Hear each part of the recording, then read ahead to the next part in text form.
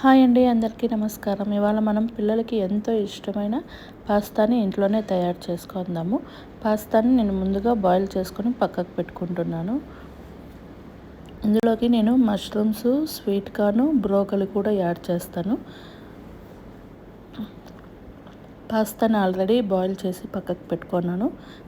Sweet corn కూడా already boil చేసి పక్కకు పెట్టుకున్నాను. ఇప్పుడు బ్రోకలి బాయిల్ చేసుకుంటాను. ఇది 5 మినిట్స్ బాయిల్ అయిపోతే చాలు మనకి బ్రోకలి.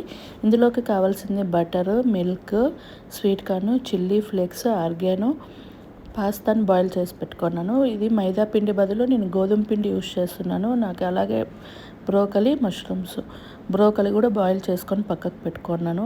మైదా పిండి హెల్దీ కాదు అనేసి నేను గోధుమ పిండి యూస్ చేస్తున్నాను. ఇలాగ బటర్ వేసుకొని, బటర్లో మైదా పిండి లేదా ఏదైనా మనం ఏది మైదా పిండి కానీ గోధుమ పిండి కానీ తీసుకున్నప్పుడు బటర్లో దాన్ని టోస్ట్ చేస్తారు.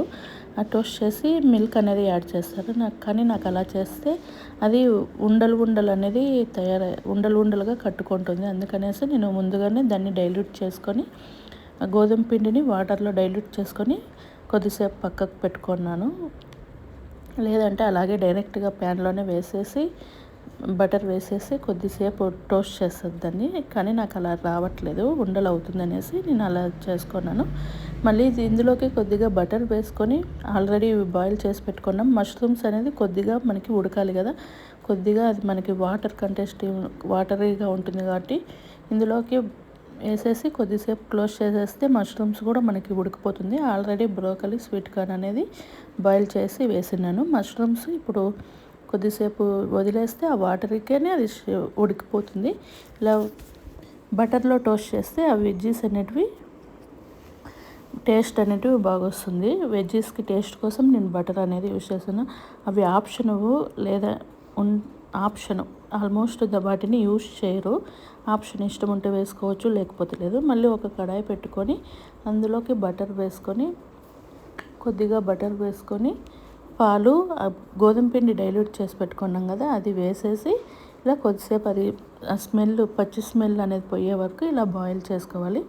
బాయిల్ చేసుకున్న తర్వాత అందులోకి కొద్దిగా చిల్లీ ఫ్లేక్స్, ఆర్గానో వేసుకోవాలి. సాల్ట్ కూడా యాడ్ చేసుకోవాలి దీనికి.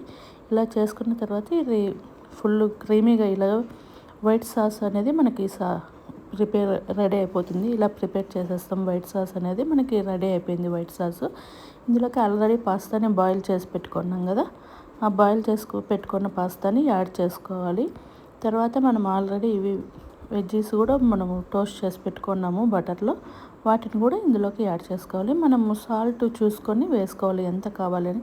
ఇది కొంచెం టేస్ట్లెస్ ఉంటుంది, ఎందుకంటే మనం గోధుమ పిండి యూస్ చేస్తున్నాం కాబట్టి కొంచెం టేస్ట్లెస్ ఉంటుంది. కానీ మైదా పిండి యూస్ చేస్తే ఇంకో టేస్ట్ వస్తుంది. నేను ఆల్రెడీ ఇవన్నీ టోస్ట్ చేసి పెట్టుకున్నాం కాబట్టి వీటిని ఇలాగ యాడ్ చేసుకుంటే పిల్లలకి ఎంతో ఇష్టమైన పాస్తా అనేది రెడీ అయిపోతుంది.